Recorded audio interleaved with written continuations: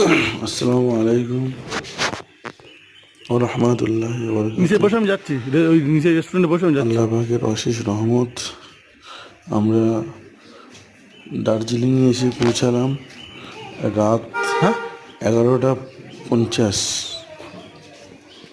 তো প্রায় 12টা বাজতে চলেছে। ইনশাআল্লাহ খুব আসানের সঙ্গে এসে পৌঁছে গেছি দার্জিলিং। পুরো যে তোমার হচ্ছে আমরা ম্যাল আছে, ম্যালের কাছেই আছি, একদম পুরো ম্যালের অপোজিট সাইডে। মানে এখান থেকে জু বলে একটা আছে, সেটা হচ্ছে মানে মিউজিয়াম টাইপের, যে যেমন আমাদের চিড়িয়াখানা তেমন ওরকম। তো যাই হোক, আমরা হোটেলে ঢুকছি।